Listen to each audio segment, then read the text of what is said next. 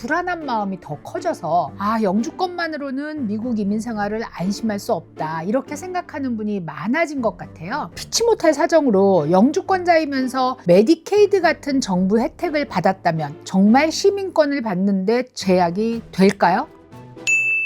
안녕하세요. 뽀레 영신이요 최은숙입니다. 트럼프 2기가 시작되면서요 제 주위에 사실 시민권을 받으려는 분들이 굉장히 많아졌습니다. 여러분들 주위에도 그럴 것 같아요. 제가 아는 지인 중에 한 분이요 아들이 영주권자인데 교통사고를 굉장히 크게 냈대요. 본인도 엄청나게 다쳤나 봐요. 화상을 굉장히 크게 입었는데 병원비가 무지막지하게 나오고 아들은 뭐 이제 20대 초반의 학생이니까 메디케이드로 병원비를 해결했답니다. 그런데 아들도 시민권을 신청해야 되는데 메디케이드를 이용한 것 때문에 시민권을 못 받는 게 아니냐라고 걱정을 하면서 어떻게 해야 좋을지 물어보더라고요. 이런 메디케이드에 관련된 비즈니스를 하니까 이런 질문들을 저한테 하시겠죠? 최근에 또 이민 단속이 굉장히 강화되고 미네소타 사태 등을 겪다 보니까 이제 불안한 마음이 더 커져서 영주권만으로는 미국 이민 생활을 안심할 수 없다 이렇게 생각하는 분이 많아진 것 같아요. 그런데 피치 못할 사정으로 영주권자이면서 메디케이드 같은 정부 혜택을 받았다면 정말 시민권을 받는데 제약이 될까요?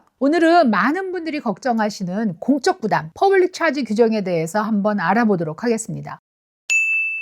복지 혜택을 받는 사람과는 아주 다른 뜻이에요. 주된 생계수단을 정부에 아주 오랫동안 지속적으로 의존할 가능성이 있는 사람들을 말한다고 하는 게 아마 맞을 것 같아요. 그렇다면 만약에 피치 못할 사정으로 메디케이드나 푸드스탬프 아니면 뭐 섹션 8 같은 공적 부담을 사용하면 시민권 심사에서 떨어질 수도 있다. 이런 말은 도대체 어디서 시작된 걸까요? 저는 아마도 2020년 2월 트럼프 1기 행정부 때 시행됐던 퍼블릭 차지 룰 때문에 이런 얘기가 공공연히 나오는 게 아닌가 하고 생각합니다. 그 당시에 메디케이드, 푸드 스탬프, 섹션 8과 같은 주거보조 혜택을 받으면요 영주권 신청이나 체류 연장 아니면 신분을 변경할 때 굉장히 불리한 요소가 됐었어요. 영주권 신청할 때라고 제가 말씀을 지금 드렸잖아요. 그러면 가만히 있어봐. 영주권이 없는데 어떻게 그런 혜택을 받지? 라는 생각이 드실 거예요. 예를 하나 들어볼게요. 유학생 신분으로 임신 출산을 할 때 영주권이 없어도요 임산부 메디케이드라는 걸 받을 수 있습니다. 지금 보시는 시청자들 중에서 유학생으로 오셨다가 이민을 택하신 분들은 이런 기억이 생생하실 거예요. 우유도 엄청 주고 기저귀도 주고 막 그랬잖아요. 그쵸? 그런데 이 유학생이 미국에서 취직이 돼서 영주권을 신청한다면 2020년에는 엄청나게 문제가 될 수 있었던 거죠. 2020년에서 2021년 사이에 영주권을 신청하셨던 분들은요 I-944라는 그 18페이지짜리의 서류를 작성하셔야 됐을 거예요. 그 서류에는요 자산, 부채,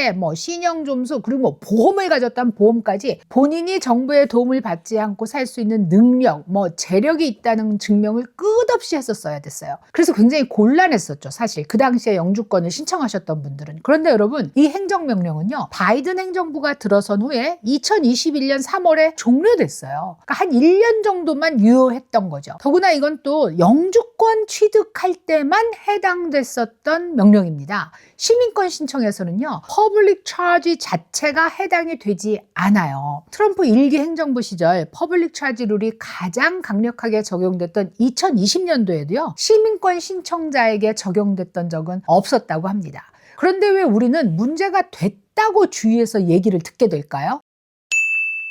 이거는요 제가 추리하고 제가 판단한 건데요 이게 바로 복지 사기 때문이 아닌가 하고 저는 생각합니다. 이런 걸 사기라고 하는 거죠. 자격이 없는데 소득이나 아니면 가족 수를 거짓으로 만들고 서류를 꾸며서 메디케이드나 푸드 스탬프를 받았다. 이게 사기인 거예요.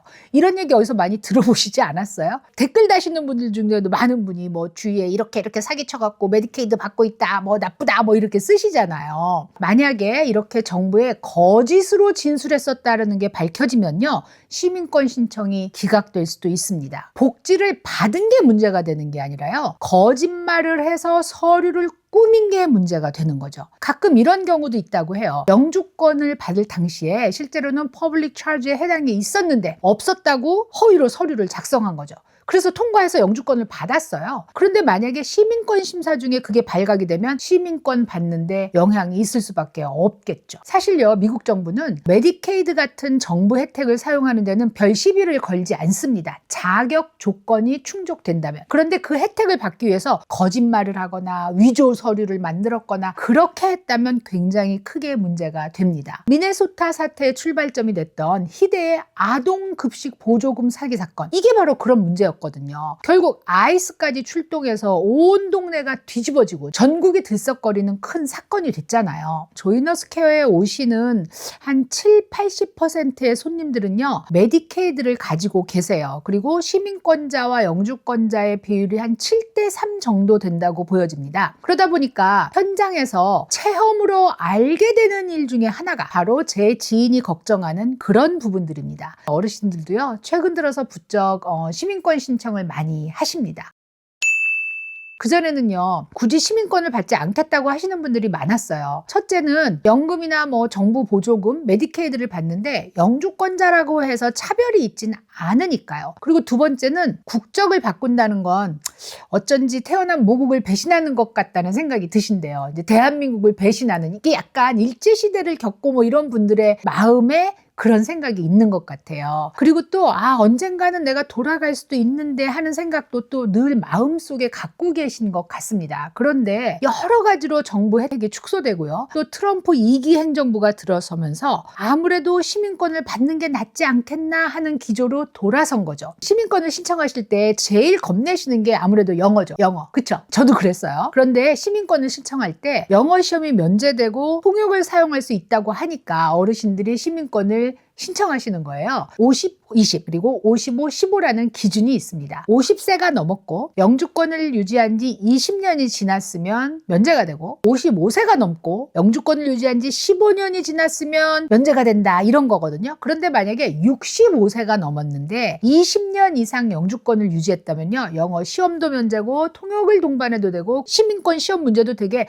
아주 간소하게 모국어로 치르게 됩니다. 당연히 통역을 데려가니까. 그래서 미국 산 지 30~40년이 됐어도 영주권을 유지했던 많은 어르신들이 큰 부담 없이 시민권을 신청하고 계신 거죠. 65세가 넘어서 메디케이드를 받으시고 정부 아파트에 사신다. 그런데요, 그렇게 하셔도 그것 때문에 시민권을 받으시는데 문제가 있던 분은 저는 지금까지 한 분도 못 봤습니다. 제가 조이너스 케어를 운영한 지가 꽤 됐거든요. 그동안 한 케이스도 그런 케이스는 없었어요. 다만 메디케이드 같은 혜택을 받기 위해서 거짓말을 하셨다면 문제가 될 수도 있어요. 영상을 시작할 때 제 지인이 아들 때문에 걱정이라고 한다 했잖아요. 제 대답은요, 아이고 걱정 말고 일단 시민권 신청부터 해. 신청자가 많아서 아주 오래 기다려야 될지도 몰라. 그거였어요. 시청해 주셔서 감사합니다.